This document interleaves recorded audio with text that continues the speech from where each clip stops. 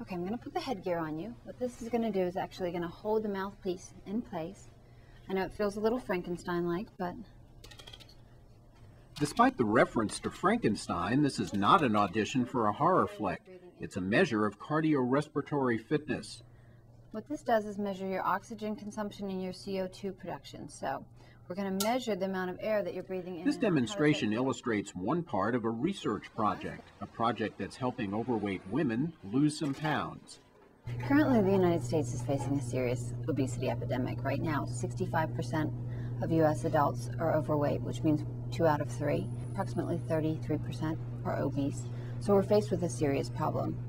And at the University of Pittsburgh School of Education, Dr. Tara Gallagher and her colleagues are trying to do something about that. The project followed 200 women over the course of a year. The women were taught behavior modification skills, placed on a low-fat, restricted diet of between 1,200 and 1,500 calories per day, and were randomly assigned to one of 4 exercise conditions. The exercise was simple walking, and women were assigned to walk 30, 40, or 60 minutes per day, 5 days per week. The intensity of assigned walking also varied, from moderate to vigorous. Comparing the effects of both exercise duration and intensity upon weight loss was a major goal. Some people wonder if they should do really all-out vigorous intensity of exercise in order to get the biggest bang for their buck, or if they should just do something for a long period of time, just some basic form of movement. Before beginning the program, and again at 6-month intervals, women were tested for fitness. So during the test today, I'm going to be monitoring your electrocardiogram, making sure that your heart rate and rhythm look normal. And then what we do is we take these results and we send them down to a cardiologist who also reviews them to make sure that it's safe for you to exercise on your own, unsupervised at home. The metabolic equipment provided additional information. Okay, so that's telling us more information at the cellular level. Another goal of the treadmill exercise was to allow women to develop a subjective understanding of exercise intensity. In about 15 minutes, this woman's heart rate accelerates to what's called her age-predicted maximum. Age-predicted maximum is simply 220 beats per minute minus the woman's age, in this case, age 20. Thus, her age-predicted maximum is 200 beats per minute. Moderate intensity exercise is considered to be 85% of your age-predicted maximum, or in this case, 170 beats per minute.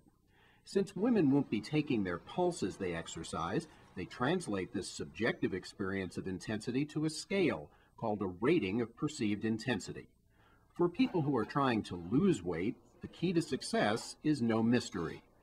They know that they should eat less, they know that they should work out more, and they should exercise more, but the problem is they don't know how to do that.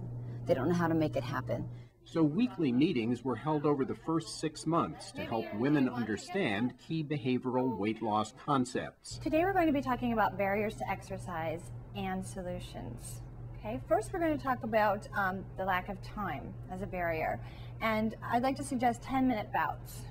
If you incorporate multiple bouts throughout the day, it's much more achievable than a longer bout of exercise for a lot of people. Instead of exercising in a 30 or 40-minute continuous bout of exercise, go outside for 3 10-minute walks throughout the day. It has the same benefit in terms of weight loss. Using Post-its to remind them of when to exercise, as well as having walking shoes on their desks, served as a form of stimulus control. It's a constant reminder right in front of them that that's something that they want to engage in. And a lot of times people don't want their tennis shoes sitting on their desk, so they'll exercise to get rid of them. Women were taught what to eat, and they were given diaries and taught self-monitoring skills.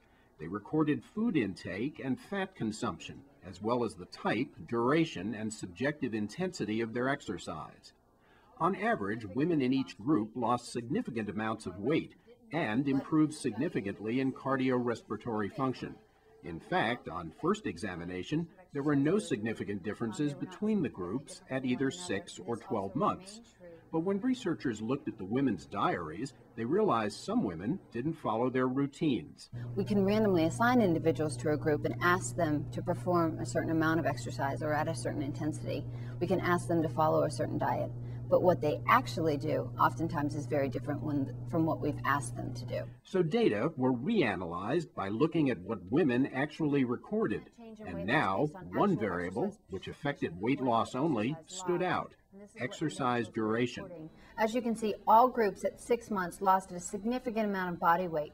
However, individuals who were doing greater than 200 minutes of exercise per week lost a significantly greater amount of weight than individuals who were exercising less than 150 minutes per week or who were inconsistent with those exercise behaviors.